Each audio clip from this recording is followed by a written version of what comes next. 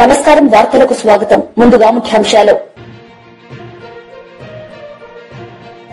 ప్రజాప్రతినిధులతో మాజీ ముఖ్యమంత్రి వైఎస్ జగన్ సమావేశం.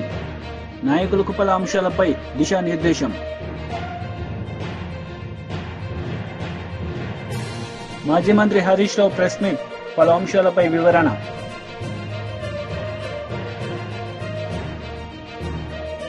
ప్రజాపాలన విజయోత్సవాల్లో సీఎం రేవంత్ రెడ్డి పాల్గొన్నారు. ఈ సందర్భంగా ఆయన ప్రసంగించారు. సమయంలో చెప్పిన ఆకాంక్షలు నెరవేరుస్తాయని ఆనాడు ఆశించాను. మీ ఆకాంక్షలు నెరవేరకపోవడం వల్ల మళ్ళీ తెలంగాణ రాష్ట్రంలో మీరు ఉద్యమ బాటన పడితే ఆనాటి ప్రభుత్వం నిర్లక్ష్యం చేయడం వల్ల దాదాపుగా 50 మంది ఆర్టీసీ కార్మికులు, నాకు బాగా గుర్తుంది, మీ ఒక ఆర్టీసీ డ్రైవర్ ఖమ్మం జిల్లాకు చెందినవాడు, ఆయన పిల్లలు మంచి ఉద్యోగాలలో ఉండే ఆర్థికంగా స్థితిమంతుడైన తోటి కార్మికుల కోసం ప్రాణ త్యాగం చేసిండు. కనీసం ఆనాడు హాస్పిటల్లో ఆ శవాన్ని పరామర్శించడానికి, ఆ కుటుంబానికి ఒక మనోధైర్యాన్ని ఇవ్వడానికి కూడా ఆనాటి ప్రభుత్వం అనుమతించలేదు. ఆ రోజు ఆ కుటుంబాన్ని కలిసి ఓదార్చి తప్పకుండా మంచి రోజులు వస్తాయి, ఎల్లకాలం తెలంగాణ ఇట్లనే ఉండదు, ఉమ్మడి రాష్ట్రానికంటే తెలంగాణ రాష్ట్రంలో కార్మికుల మీద దౌర్జన్యం జరుగుతుంది, ఇది ఎల్లకాలం సాగదు, మీకు మంచి రోజులు వస్తాయి, ఆ మంచి రోజుల కోసం మనం అందరం కలిసి కొట్లాడదామని చెప్పి ఆ రోజు మాట్లాడడం జరిగింది. ఆ సంకల్పంతో ఏవైతే 6 గ్యారెంటీలు మేము ప్రజలకు ఇచ్చినామో, మా 6 గ్యారెంటీల బ్రాండ్ అంబాసిడర్లు మా పార్టీ కార్యకర్తలతో పోటీ పడి ఆర్టీసీ కండక్టర్లు, డ్రైవర్లు, బస్సు ఎక్కినోళ్లకు, బస్సు దిగినోళ్లకు 6 గ్యారెంటీల గురించి వివరించి ప్రజాపాలన కావాలని కోరుకున్నారు. కాబట్టే ఆనాడు 6 గ్యారెంటీల బ్రాండ్ అంబాసిడర్లుగా ఆర్టీసీ కార్మికులు తమ బాధ్యతను నెరవేర్చిండ్రు. కాబట్టే ఈనాడు ఈ ప్రభుత్వం విజయం సాధించింది.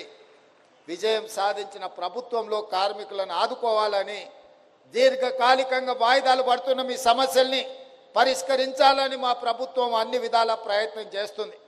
బాగుపడ్డాయనో, మీ సమస్యలు పరిష్కారం అయినాయనో నేను చెప్పను, కానీ కీలకమైన అంశాల పట్ల ఈ ప్రభుత్వం నిర్దిష్టంగా సమస్యల్ని పరిష్కరించడానికి ప్రయత్నం చేస్తుంది. ఆనాడు నష్టాలలో ఉన్న సంస్థ మహాలక్ష్మి పథకం ప్రవేశపెట్టినాక ఈ 11 నెలల్లో దాదాపుగా 115 కోట్ల మంది ఆడబిడ్డలు, మళ్ళొక్కసారి చెప్తున్న మీడియా మిత్రులకు, ఇప్పటి వరకు డిసెంబర్ 9, 2023 నుండి నవంబర్ 30 తారీఖు 2024 వరకు దాదాపుగా 11 నెలల 20 రోజుల్లో 115 కోట్ల మంది ఆడబిడ్డలు ఆర్టీసీలో ఉచిత బస్సు రవాణా సౌకర్యాన్ని వినియోగించుకున్నారు. దానికి సంబంధించి దాదాపుగా 4,000 కోట్ల రూపాయలు ఈరోజు రోడ్డు రవాణా సంస్థకు రాష్ట్ర ప్రభుత్వం బదిలీ చేయడంతో నష్టాలలో ఉన్న ఆర్టీసీ సంస్థ ఈరోజు లాభాలలో నడుస్తుంది. ఒకనాడు 50-60% కూడా బస్సుల్లో ప్రయాణికులు ఎక్కేవాళ్ళు కాదు. ఈరోజు 100 నుంచి 110% బస్సుల్లో రవాణా ఉపయోగించుకుంటుండ్రంటే ఎంతో ఓపికతో మా డ్రైవర్లు, మా కండక్టర్లు ప్రజలతో మమేకమై ప్రజలకు ఇబ్బంది జరగకుండా పని భారాన్ని మోసుకుంటూ ఈరోజు మహాలక్ష్మి పథకాన్ని విజయవంతం చేసిండ్రు. ఇవాళ మహాలక్ష్మి పథకం మా ఆడబిడ్డలకు ఒకప్పుడు అమ్మగారింటికి వెళ్ళాలంటే ఇంటి ఆయన బస్సు కిరాయి ఇవ్వాలి, ఆలయం సందర్శించుకోవాలంటే ఇంటి ఆయన అనుమతి ఇవ్వాలి. ఇవాళ ఇంటి ఆయన రూపాయి ఇవ్వకపోయినా ఆయన అక్కడ పని మీద పోతే మా ఆడబిడ్డలు ఆర్టీసీ బస్ ఎక్కి అమ్మగారింటికి పోయి అమ్మని చూసి ఆ పక్కనే ఆలయంలో పోయి దర్శనం చేసుకొని మళ్ళీ ఇంటి ఆయన వచ్చే లోపల ఇంటికి వచ్చేటట్టు ఈరోజు ఈ మహాలక్ష్మి పథకం ఉపయోగపడుతుంది. మా అక్కలు నవ్వుతున్నారు, నిజమే చెప్తున్నాడు మా తమ్ముడని. నేను చూస్తుంటే కదా, మాట్లాడుతుంటే కదా అందరితోటి, ఒక్కొక్క మహిళకు ఈ వేదిక మీద నుంచి చెప్పదలుచుకున్న, ఉద్యోగం చేసే ఆడబిడ్డలకు, చదువుకోవడానికి వెళ్ళే ఆడబిడ్డలకు 5,000 నుంచి 7,000 రూపాయలు రోజుకు యావరేజ్గా 35 నుంచి 40 రూపాయలు ఆడబిడ్డలకు సేవింగ్ వస్తుంది. ప్రతి నెల కూటమి ప్రభుత్వం 6 నెలల కాలంలోనే ప్రజల్లో తీవ్ర వ్యతిరేకతను మూటగట్టుకుందని, మనం ప్రజల తరపున నిలబడాల్సిన సమయం వచ్చిందని వైఎస్సార్ కాంగ్రెస్ పార్టీ అధ్యక్షులు వైఎస్ జగన్మోహన్ రెడ్డి పార్టీ ప్రజాప్రతినిధులకు పిలుపునిచ్చారు. తాడేపల్లి క్యాంప్ కార్యాలయంలో ఉమ్మడి శ్రీకాకుళం జిల్లా చెందిన పార్టీ స్థానిక సంస్థల ప్రజాప్రతినిధులతో మాజీ ముఖ్యమంత్రి వైఎస్సార్సీపీ అధ్యక్షులు వైఎస్ జగన్ సమావేశమయ్యారు. ఈ సందర్భంగా నాయకులకు పలు అంశాలపై వైఎస్ జగన్ దిశానిర్దేశం చేశారు. శ్రీకాకుళం జిల్లాకు సంబంధించి జెడ్పీటీసీలను, ఎంపీపీలను, మున్సిపల్ చైర్పర్సన్లను అందరినీ కూడా ఇక్కడికి ఆహ్వానించడానికి, మీతో కాస్త టైం గడపడానికి ప్రధానమైన కారణం ఏమిటి అనేది కొద్ది గొప్ప మీ అందరికీ కూడా అవగాహన ఉంటుంది అనుకుంటా. ఈ ప్రభుత్వం వచ్చి ఇప్పటికి దాదాపుగా 6 నెలలు అయిపోయింది. మామూలుగా పాలన చేస్తే ప్రజల్లో వ్యతిరేకత కొద్దో గొప్ప ఈ మేరకు ఉంటుందా? కానీ ఫస్ట్ టైం ఇలాంటి ప్రభుత్వం చూస్తూ ఉన్నాం. 6 నెలలు గడవక ముందే ప్రభుత్వంలో మీద వ్యతిరేకత ఈ స్థాయి నుంచి ఇక్కడ కనిపిస్తూ ఉంది. ఈ రోజుకి కూడా మన జెడ్పీటీసీలు కానీ, మన ఎంపీటీసీలు కానీ, మన సర్పంచులు కానీ ఎవరైనా కూడా, ఏ గ్రామంలో అయినా కూడా, ఏ ఇంటికైనా కూడా గర్వంగా తలెత్తుకొని పోగలుగుతాం. కారణం ఏమిటి అనంటే, ఎన్నికలప్పుడు మా పార్టీ ఇవన్నీ చెప్పింది, తూచా తప్పకుండా ప్రతి ఇది కూడా చేసి చూపించిన ప్రభుత్వం మాది అని చెప్పి సగర్వంగా తలెత్తుకొని చెప్పుకునే పరిస్థితి ఏ ప్రభుత్వానికైనా ఉంది అని అంటే అది ఒక వైఎస్ఆర్సీపీ ప్రభుత్వమే అని చెప్పి కూడా గర్వంగా చెప్పగలుగుతాం. నిజంగా దాని క్యాంపెయిన్ మనం ఎంత తీవ్రమైన క్యాంపెయిన్ జరిగింది అన్నది ఒకసారి గమనించినట్లయితే, ఏ ఇంటికి ఎవరు పోయినా కూడా తెలుగుదేశం వాళ్ళు, తెలుగుదేశం ఎమ్మెల్యే నుంచి, తెలుగుదేశం కుటుంబ సభ్యుల నుంచి, తెలుగుదేశం పార్టీ కార్యకర్తల దగ్గర నుంచి ఎవరు పోయినా కూడా ప్రతి ఇంటికి వాళ్ళు చెప్పిన మాట, ఇంట్లో ఎవరు కనపడినా కూడా, చిన్నపిల్లలు కనపడితే స్టార్ట్, నీకు 15,000, నీకు 15,000, నీకు 15,000, సంతోషమా? అంతకన్నా కొద్దాం, అంతకన్నా కొంచెం పెద్దోళ్ళు, తల్లులు కనిపిస్తే చాలు, అమ్మలు కనిపిస్తే చాలు, నీకు 18,000, నీకు 18,000, నీకు 18,000, సంతోషమా? అంతకన్నా ఇంకా కాస్త పెద్దోళ్ళు, ఆ అమ్మలకు సంబంధించిన పెద్దమ్మలు, వాళ్ళ అత్తగారు కనిపిస్తే చాలు, నీకు 48,000, నీకు 48,000, నీకు 48,000, సంతోషమా? 20 ఏళ్ళ పిల్లోడు ఇంట్లో నుంచి బయటకు వస్తే చాలు, నీకు 36,000, నీకు 36,000, నీకు 36,000, సంతోషమా? ఇంట్లో నుంచి రైతు కండువా వేసుకొని బయటకు వస్తే చాలు, నీకు 20,000, నీకు 20,000, నీకు 20,000, సంతోషమా అనే మాటలు ఈ రోజుకి కూడా నా దగ్గరికి మన ఎమ్మెల్యేలు కూడా నా దగ్గరికి వచ్చి చెప్పారు. చాలామంది కూడా చెప్పినారు, అన్న ఈ రకంగా చెప్తా ఉన్నారన్న, మనమేమో కుటుంబం మొత్తానికి సహాయం మనం చేస్తూ ఉంటే వీళ్ళు ఇంట్లో ఉన్న ప్రతి ఒక్కరికి కూడా మేము చేస్తాము అని చెప్పి చెప్పడం మొదలు పెడతా ఉన్నారు. ఈ అబద్ధాలకు మనం తట్టుకోలేమున్నా, మనం కూడా ఏదో ఒకటి చేయకపోతే, ఏదో ఒకటి చెప్పకపోతే ఇబ్బంది పడతామన్నా అని చెప్పి కూడా చాలామంది ఎమ్మెల్యేలు నా దగ్గర కూడా వచ్చి చెప్పారు. కానీ చెప్పినప్పటికి కూడా నేను చేయలేకపోయా. ఎందుకు చేయలేకపోయినాను అంటే, ఈ రోజుకి కూడా అంటారు చాలామంది ఎమ్మెల్యేలు నా దగ్గరికి వచ్చినట్టు కూడా, అన్న నీతో ఒక సమస్య ఉందన్న అంటారు. ఏం నా సమస్య అని చెప్పి నేను అడిగితే, అన్న నీతో ప్రాబ్లం, నీలో అతి మంచితనము, అతి నిజాయితీతనం, ఈ రెండు నీతో ఉన్న సమస్యలు అన్నా అని చెప్పి కూడా అంటారు. వాస్తవమే, అతి నిజాయితీతనము, అతి మంచితనము, ఈ రెండు బహుశా నాకున్న ప్రాబ్లమ్సే కావచ్చేమో. కానీ మళ్ళీ రేపొద్దున మనం అధికారంలోకి వచ్చేసరికి మాత్రం మళ్ళీ అవే కారణాల వల్లే మళ్ళీ మనం రేపొద్దున అధికారంలోకి వస్తామన్న మాట కూడా అంతే వాస్తవం. ప్రైవేట్ స్కూళ్ళు గవర్నమెంట్ స్కూళ్ళల్లో పోటీ పడగలుగుతాయా, ఇది సాధ్యమేనా అని చెప్పి అనుకునే పరిస్థితి నుంచి ప్రతి 6వ తరగతి నుంచి ప్రతి క్లాస్ రూమ్లోనూ డిజిటల్ క్లాస్ రూములు తయారు చేసి ఇవన్నీ తీసుకొచ్చి మన హయాంలో గర్వంగా కూడా తలెత్తుకొని చెప్పగలుగుతాం. ప్రైవేట్ స్కూళ్ళు గవర్నమెంట్ స్కూళ్ళతో పోటీ పడే పరిస్థితి వచ్చింది అని అంటే అది ఒక్క వైఎస్ఆర్సీపీ హయాంలో మాత్రమే. వసతి దీవెన గాలికి ఎగిరిపోయింది. పిల్లలను ఈరోజు చదువుకునే దానికోసం ఇంజనీరింగ్ కాలేజీలో యాజమాన్యాలు మీరు ఫీజులు కట్టకపోతే మీరు చదువుకునే దానికి మేము ఒప్పుకోము, ఫీజులు తీసుకొని రండి అని చెప్పి పిల్లల్ని ఇంటికి పంపిస్తూ ఉన్న పరిస్థితులు ఈరోజు కనిపిస్తూ ఉన్నాయి. వైద్య రంగం పరిస్థితి కూడా. టాలీవుడ్ హీరోయిన్ స్నేహ గురించి ప్రత్యేకంగా పరిచయం అవసరం లేదు. తెలుగులో ఎన్నో సూపర్ హిట్ చిత్రాల్లో నటించి ఆడియన్స్ హృదయాల్లో ప్రత్యేక స్థానం సంపాదించుకుంది. గ్లామర్ షోలకు దూరంగా ఉంటూనే ట్రెడిషనల్ పాత్రలతో ప్రేక్షకులను మెప్పించింది. ఒకప్పుడు టాలీవుడ్ ఇండస్ట్రీలో స్టార్ హీరోయిన్ గా క్రేజ్ సొంతం చేసుకున్న స్నేహ పెళ్లి తర్వాత సినిమాలకు దూరంగా ఉంది. ఇప్పుడు సెకండ్ ఇన్నింగ్స్ స్టార్ట్ చేసిన స్నేహ కుర్ర హీరోయిన్లకు వదినగా అక్క పాత్రల్లో నటిస్తోంది.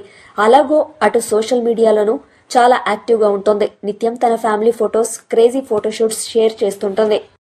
దిల్సుఖ్ నగర్ కు చెందిన రేవతి 39, తన భర్త భాస్కర్, ఇద్దరు పిల్లలు శ్రీతేజ్ 9, సన్విక 7 కలిసి పుష్ప ప్రీమియర్ షో చూడ్డానికి ఆర్టీసీ రోడ్స్ లోని సంధ్య 70mm కు వచ్చింది.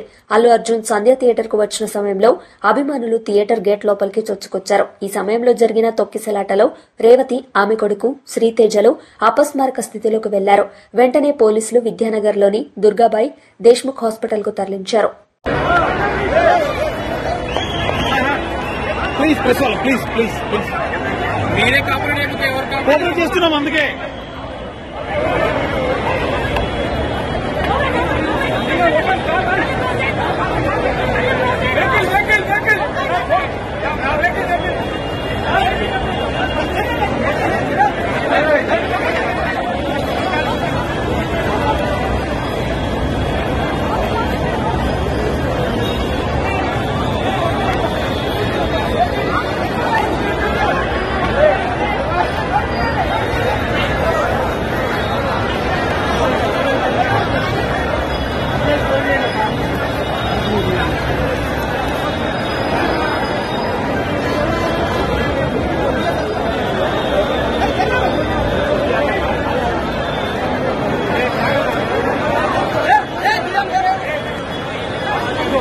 కాకినాడలో జిల్లా కలెక్టర్ ముందు వెళ్లి సీజ్ చేసిన షిప్ లో రైస్ బ్యాగ్స్ ఉండటాన్ని అయ్యప్ప మాల వేసుకున్న ఓ స్వామి ఈ వీడియోను సోషల్ మీడియాలో పోస్ట్ చేశారు.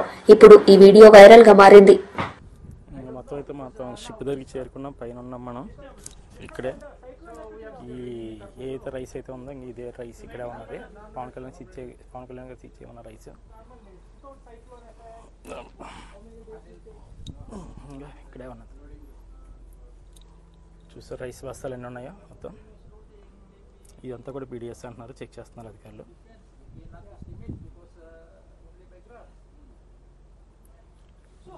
ఎన్ని 10 కేజీల బస్తాలు మొత్తం. ఇదే రైస్. ఇలాంటివి చాలా ఉన్నాయి కంటైనర్లో. బీఆర్ఎస్ లీడర్ కవిత మీడియా సమావేశం నిర్వహించారు. ఈ సందర్భంగా మీడియాతో ఆమె మాట్లాడారు. ఎంత అరాచకం జరుగుతున్నదన్నది ప్రజల కళ్ళ ముందే కనిపిస్తున్నటువంటి సందర్భం. ఒక శాసనసభ్యులు, గౌరవనీయులు, బాధ్యతాయుతమైనటువంటి వ్యక్తి, ప్రజలతో ఎన్నికైన వచ్చినటువంటి వ్యక్తి, ఒక ఎమ్మెల్యే పాడి కౌశిక్ రెడ్డి గారిని పొద్దున 10 నుంచి ఇప్పటి వరకు కూడా మరి రిమాండ్ చేసి ఉంచడం అన్నది నిజంగా దారుణం. మన రాష్ట్ర చరిత్రలో ఎన్నడూ జరగనంతగా ఒక ఎమ్మెల్యేను పొద్దు నుండి సాయంత్రం వరకు ఇంత చిన్న విషయానికి అసలు కేసే కాదు, ఆయననే కేసు పెట్టడానికి పోలీస్ స్టేషన్కి పోతే, ఫిర్యాదు చేయడానికి పోలీస్ స్టేషన్కి పోతే ఆ ఫిర్యాదును తీసుకోకపోగా మళ్ళా ఉల్టా మన ఎమ్మెల్యే మీదనే కేసు పెట్టడం అన్నది నిజంగా చాలా దారుణం. ఇది ప్రజలు గమనిస్తూ ఉన్నారన్న విషయం ప్రభుత్వం ఆలోచన చేసుకోవాలి. ఒక పక్క కౌశిక్ రెడ్డి గారిని, ఇంకొక పక్క జగదీష్ రెడ్డి గారిని, ఇంకో పక్క హరీష్ రావు గారిని, ఇట్లా మా ఎమ్మెల్యేలందరినీ కూడా మరి ఏ భయంతో ఎందుకోసమని ప్రభుత్వం ఇట్లా డీటైన్ చేస్తూ ఉంది, అరెస్ట్ చేసి పెట్టిందన్నది అందరూ కూడా ఒకసారి ఆలోచన చేయాలి. మేమేం అడగలేదే, ప్రభుత్వం మీద విమర్శ చేయలేదు. మర్యాదగా పోలీస్ స్టేషన్ పోయి, అది కూడా ఏసీపీ గారు అపాయింట్మెంట్ ఇస్తే పోలీస్ స్టేషన్కి వెళ్ళి ఫిర్యాదు చేసే ప్రయత్నం చేస్తే ఆ ఫిర్యాదును తీసుకోకపోగా దురుసుగా ప్రవర్తించడం, ప్రోటోకాల్ ఫాలో కాకపోవడం, ఇది నిజంగా కూడా చాలా దారుణమైన విషయం. ప్రజలందరూ కూడా ఆలోచించాలి. శాసనసభ్యులకే మరి ఇట్లాంటి పరిస్థితి ఉంటే సామాన్యుల పరిస్థితి ఏంది ఈ ప్రభుత్వంలో అన్నది నిజంగా ఇవాళ భయపడుతున్నటువంటి పరిస్థితి. ఇందిరమ్మ రాజ్యం అని చెప్పి ఎమర్జెన్సీ రాజ్యం, పోలీస్ రాజ్యం తీసుకొచ్చినందుకు ఈ ప్రభుత్వాన్ని మేము హెచ్చరిక చేస్తూ ఉన్నాం.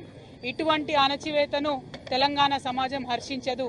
ఇటువంటి అణచివేతను తెలంగాణ సమాజం ఎక్కువ రోజులు చూస్తూ ఊరుకోదు. తప్పకుండా ప్రజలు మీ మీద తిరగబడతారు. మీరు ఇవాళ విజయోత్సవాలను చేస్తున్నారు, ఎందుకోసం చేస్తున్నారో ఎవరికి అర్థం కానటువంటి పరిస్థితి. ప్రజాస్వామ్యాన్ని అపహాస్యం చేస్తూ, రాజ్యాంగాన్ని అపహాస్యం చేస్తూ విజయోత్సవాలు చేసుకోవడం మరి ఎందుకన్నది మీరే ఆలోచన చేసుకోవాలి, ఆత్మవిమర్శ చేసుకోవాలి. మా ఎమ్మెల్యే కౌశిక్ రెడ్డి గారిని తక్షణమే స్టేషన్ బెయిల్ ఇచ్చి రిలీజ్ చేయాలని చెప్పి డిమాండ్ చేస్తూ ఉన్నాం. అట్లానే మా సీనియర్ ఎమ్మెల్యేలు నాయకులందరినీ కూడా ఎవరినైతే ప్రివెంటివ్ అరెస్ట్ చేశారో వాళ్ళందరినీ కూడా రిలీజ్ చేయాలని గవర్నమెంట్ ని డిమాండ్ చేస్తూ ఉన్నాం. జై తెలంగాణ, జై కేసీఆర్. తెలంగాణ రాష్ట్రంలో ఎంత అరాచకం జరుగుతున్నదన్నది ప్రజల కళ్ళ ముందే కనిపిస్తున్నటువంటి సందర్భం.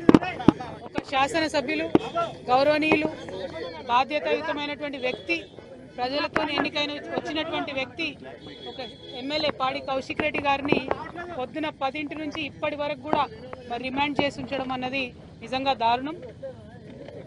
మన రాష్ట్ర చరిత్రలో ఎన్నడూ జరగనంతగా ఒక ఎమ్మెల్యేను పొద్దు నుండి సాయంత్రం వరకు ఇంత చిన్న విషయానికి అసలు కేసే కాదు, ఆయననే కేసు పెట్టడానికి పోలీస్ స్టేషన్కి పోతే, ఫిర్యాదు చేయడానికి పోలీస్ స్టేషన్కి పోతే ఆ ఫిర్యాదును తీసుకోకపోగా మళ్ళా ఉల్టా మన ఎమ్మెల్యే మీదనే కేసు పెట్టడం అన్నది నిజంగా చాలా దారుణం. ఇది ప్రజలు గమనిస్తూ ఉన్నారన్న విషయం ప్రభుత్వం ఆలోచన చేసుకోవాలి. ఒక పక్క కౌశిక్ రెడ్డి గారిని, ఇంకొక పక్క జగదీష్ రెడ్డి గారిని, ఇంకో పక్క హరీష్ రావు గారిని, ఇట్లా మా ఎమ్మెల్యేలందరినీ కూడా మరి ఏ భయంతో ఎందుకోసమని ప్రభుత్వం ఇట్లా డీటైన్ చేస్తూ ఉంది, అరెస్ట్ చేసి పెట్టిందన్నది అందరూ కూడా ఒకసారి ఆలోచన చేయాలి. మేమేం అడగలేదే, ప్రభుత్వం మీద విమర్శ చేయలేదు. మర్యాదగా పోలీస్ స్టేషన్కి పోయి, అది కూడా ఏసీపీ గారు అపాయింట్మెంట్ ఇస్తే పోలీస్ స్టేషన్కి వెళ్ళి ఫిర్యాదు చేసే ప్రయత్నం చేస్తే ఆ ఫిర్యాదును తీసుకోకపోగా దురుసుగా ప్రవర్తించడం, ప్రోటోకాల్ ఫాలో కాకపోవడం, ఇది నిజంగా కూడా చాలా దారుణమైన విషయం. ప్రజలందరూ కూడా ఆలోచించాలి. శాసనసభ్యులకే మరి ఇట్లాంటి పరిస్థితి ఉంటే సామాన్యుల పరిస్థితి ఏంది ఈ ప్రభుత్వంలో అన్నది నిజంగా ఇవాళ భయపడుతున్నటువంటి పరిస్థితి. ఇందిరమ్మ రాజ్యం అని చెప్పి ఎమర్జెన్సీ రాజ్యం, పోలీస్ రాజ్యం తీసుకొచ్చినందుకు ఈ ప్రభుత్వాన్ని మేము హెచ్చరిక చేస్తూ ఉన్నాం. ఇటువంటి అణచివేతను తెలంగాణ సమాజం హర్షించదు. ఇటువంటి అణచివేతను తెలంగాణ సమాజం ఎక్కువ రోజులు చూస్తూ ఊరుకోదు. తప్పకుండా ప్రజలు మీ మీద తిరగబడతారు. మీరు ఇవాళ విజయోత్సవాలను చేస్తున్నారు, ఎందుకోసం చేస్తున్నారో ఎవరికి అర్థం కానటువంటి పరిస్థితి. ప్రజాస్వామ్యాన్ని అపహాస్యం చేస్తూ, రాజ్యాంగాన్ని అపహాస్యం చేస్తూ విజయోత్సవాలు చేసుకోవడం మరి ఎందుకన్నది మీరే ఆలోచన చేసుకోవాలి, ఆత్మవిమర్శ చేసుకోవాలి. మా ఎమ్మెల్యే కౌశిక్ రెడ్డి గారిని తక్షణమే స్టేషన్ మాజీ మంత్రి హరీష్ రావు మీడియా సమావేశం నిర్వహించారు. ఈ సందర్భంగా సీఎం రేవంత్ రెడ్డిపై మండిపడ్డారు. ఏ నిరుద్యోగ యువతకైతే మాట ఇచ్చారో ఆ నిరుద్యోగ యువతను అదే అశోక్ నగర్ లో వీపులు కమిలిపోయేటట్టు కొట్టారు. గిరిజనులకు ఏ గొప్ప గొప్ప మాటలు చెప్పినరో అర్ధరాత్రి పూట ఆ గిరిజనుల మీద దాడి చేసి ఈ రోజు కూడా ఆ గిరిజనులందరినీ కూడా జైళ్లలో నిర్బంధించారు. అంటే రేవంత్ పాలన ఆనాటి ఇందిరమ్మ రాజ్యంలోని ఎమర్జెన్సీ పాలనను ఇవాళ తలపిస్తా ఉంది.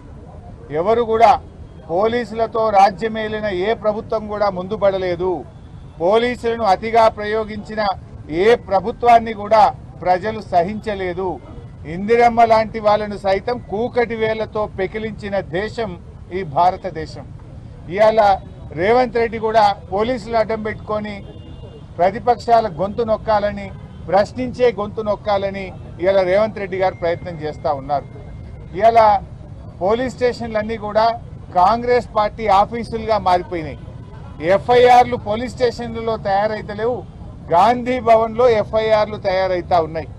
ఏ సెక్షన్లు పెట్టాలనో, ఎవరిని అరెస్ట్ చేయాలో గాంధీ భవన్ నుంచి, కాంగ్రెస్ పార్టీ కార్యాలయం నుంచి ఇవాళ ఆదేశాలు ఇస్తున్నటువంటి పరిస్థితి ఉన్నది.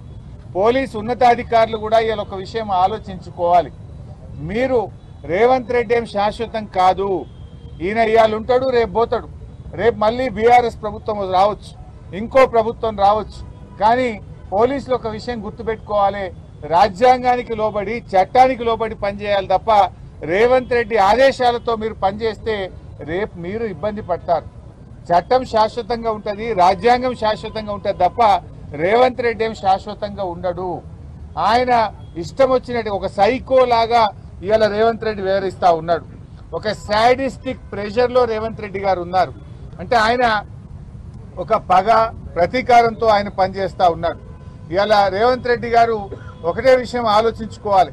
ఆయన ఏదో ప్రతిపక్షంపై పగబెట్టి గౌరవ ఎమ్మెల్యేలను, ప్రతిపక్ష నాయకులను నోటికొచ్చినట్టు మాట్లాడుతూ ఉన్నాడు. ఆయనలో ఒక సాడిస్టిక్ ప్రెషర్ ఉన్నది. అంటే గతంలో మరి ఏ రకంగా అయితే ఇవాళ కాంగ్రెస్ పాలన ఉందో ఈరోజు మళ్ళీ అదే రకంగా అంటే బీఆర్ఎస్ కార్యకర్తల్ని ఎమ్మెల్యేలని అరెస్ట్ చేయాలి, ఇబ్బంది పెట్టాలి అనే ఒక పగతో ప్రతీకారంతో రేవంత్ రెడ్డి పనిచేస్తున్నట్టు కనబడతా ఉంది. నీ ఏడాది పాలనలో కేసీఆర్ గారు కట్టించిన ఫ్లైఓవర్లకు ఇనాగరేషన్లు చేసినావు, కేసీఆర్ గారు కట్టించినటువంటి ఎస్టీపీలను ఇనాగరేషన్ చేస్తున్నావు, కేసీఆర్ గారు కట్టించిన కాలోజీ క్షేత్రాన్ని ఇనాగరేషన్ చేసినావు తప్ప అసలు నీ ఏడాది పాలనలో ఒక ఇల్లు కట్టినావా? నీ ఏడాది పాలనలో ఒక పాలసీ తెచ్చినావా? నువ్వు చేసిన ఒక్క మంచి పని ఉందా? నువ్వు ఒకవైపేమో ప్రజాపాలన అంటున్నావు. ప్రజాపాలన కాదు, ఈ రాష్ట్రంలో రాక్షస పాలన నడుస్తా ఉంది. ఎక్కడ ప్రజాపాలన ఉంది? ప్రజాస్వామ్యము ప్రశ్నించే హక్కు ఇస్తాం 7వ గ్యారంటీగా ఇస్తున్నా అన్నావు. నీ 7వ గ్యారంటీ ఏమన్నా ఉంది అంటే ఈ రాష్ట్రంలో అక్రమ అరెస్టులు తప్ప 7వ గ్యారంటీ ఏమీ అమలైతలేదు. ఇవాళ రాహుల్ గాంధీ గారు పెద్ద పెద్ద మాటలు మాట్లాడుతుండు. నన్ను ఎందుకు పోనీయరు అని చెప్పి మొన్న ఈ మధ్య నేను ప్రతిపక్ష నాయకుడిని, నన్ను ఏ రకంగా అరెస్ట్ చేస్తారు అని రాహుల్ గాంధీ గారు మాట్లాడుతున్నారు. నేను అడుగుతున్న రాహుల్ గాంధీ గారు, ముందు నీ ముఖ్యమంత్రిని అడుగు. ఈ రాష్ట్రంలో ప్రతిపక్ష నాయకుడిగా ఉన్న మధుసూదనాచారి గారు లగచెర్లకు వెళ్లారు. ఆయనను ఎందుకు అరెస్ట్ చేశారు? అర్ధరాత్రి పూట లగచెర్లలో మహిళల గొంతు మీద కాళ్లు పెట్టి వాళ్ళ భర్తలను పిల్లల్ని నువ్వు అరెస్ట్ చేస్తే ఆ కుటుంబాలను పరామర్శించడానికి, వాళ్ళకి ధైర్యం చెప్పడానికి ప్రతిపక్ష నాయకుడిగా మధుసూదనాచారి గారు వెళ్తుంటే ఆయనను అరెస్ట్ చేశారు కదా. ప్రజా సంఘాలు పీఓడబ్ల్యూ సంజయ్ గారు వారి సభ్యులందరినీ కూడా నడి రోడ్డు మీద బట్టలు చింపి వాళ్ళు అరెస్ట్ చేశారు కదా. అసలు ప్రజాస్వామ్యమే. మాజీ మంత్రి కన్నబాబు మీడియా సమావేశం నిర్వహించారు. ఈ సందర్భంగా పలు అంశాలపై ఆయన మాట్లాడారు. వచ్చాక ఏదైతే రైతుల దగ్గర ఉన్న భూములు ఉన్నాయో వాటిని వెనక్కి ఇచ్చేస్తాం, ఎస్సీజెడ్ భూములని. దీనికి ఒక కమిటీ వేస్తామని చెప్పారు. చెబితే దాని మీద ఇది జరుగుతుందా, ఎన్నికల ముందు ప్రతి ఒక్కళ్ళు చెప్తారనే భావన కూడా ఒక దశలో వ్యక్తమైంది. కానీ అధికారంలోకి వచ్చిన తర్వాత ఇచ్చిన హామీల్ని అమలు చేయాల్సిందే అనే పట్టుదల కలిగిన నాయకుడిగా జగన్మోహన్ రెడ్డి గారు ఒక కమిటీని వేశారు. ఆ రోజు వ్యవసాయ శాఖ మంత్రిగా ఉన్న నేను కన్నబాబు నాయకత్వంలో చైర్మన్గా కమిటీని వేస్తున్నామని జీవో ఇచ్చారు. దాంట్లో ఐఏఎస్ అధికారులు సభ్యులుగా ఉన్నారు. వీళ్ళతో పాటు జిల్లా కలెక్టర్ కన్వీనర్గా ఉన్నారు. దీని మీద విధి విధానాలు ఎలా ఖరారు చేయాలి, ఎలాంటి సిఫార్సులు ఇవ్వాలనే సుదీర్ఘమైన కసరత్తు జరిగింది. కాకినాడ కలెక్టరేట్లోనూ, రాజమండ్రిలోనూ, సచివాలయంలోనూ, వెలగపూడి సచివాలయంలోనూ పలు దఫాలుగా రైతులతో పెద్ద పెద్ద సమావేశాలను ఆర్గనైజ్ చేశాం. రైతు పోరాట కమిటీ, రైతు ప్రతినిధులు, ఇతర రాజకీయ పక్షాలు అందరినీ కూడా పిలిచి చాలాసార్లు డిస్కస్ చేశాం. డిస్కస్ చేసిన తర్వాత వాళ్ళ అభిప్రాయాలని తీసుకుని దాని మీద ఒక నివేదికని సిద్ధం చేసి నా నాయకత్వంలో ఉన్న కమిటీ దాన్ని సబ్మిట్ చేయడం జరిగింది ప్రభుత్వానికి, క్యాబినెట్కి. దాన్ని క్యాబినెట్ ఆమోదించింది. ఇది ఆమోదించే నాటికి అంటే ఫిబ్రవరి 2021లో కమిటీ నివేదిక ఇచ్చాం. అప్పటికి ఇది సుమారుగా 15-16 సంవత్సరాల నుంచి రగులుతున్న సమస్య. దీనికి 2180 ఎకరాల భూమిని ఏవైతే రైతులు రిజిస్టర్ చేయలేదో ఆ భూమిని వెనక్కి ఇచ్చేస్తూ ఒక సిఫార్సు చేశాం.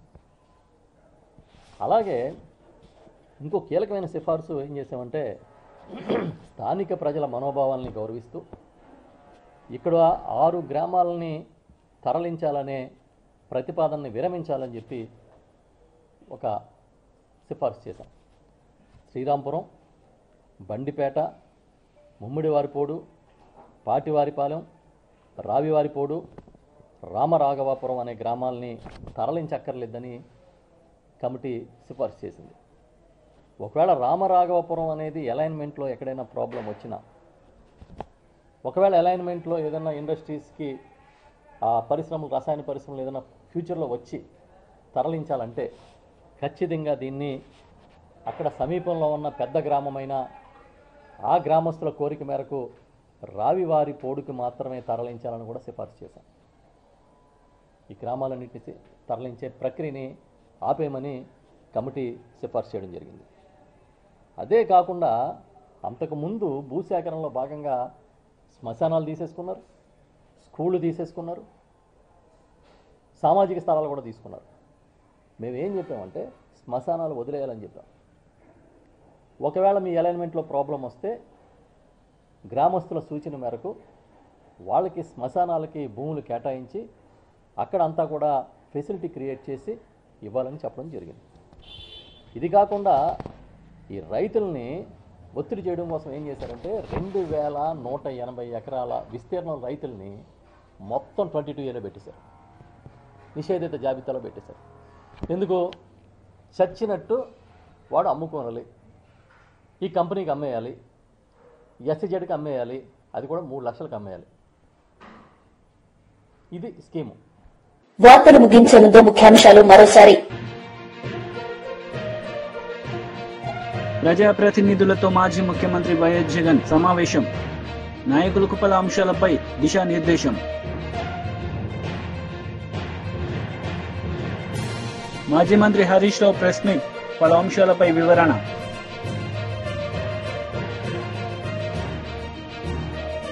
ఈ వార్తలు ఇంతటితో సమాప్తం. తిరిగి ప్రసారమయ్యే వార్తల్లో మళ్లీ కలుద్దాం. అంతవరకు సెలవు. నమస్తే.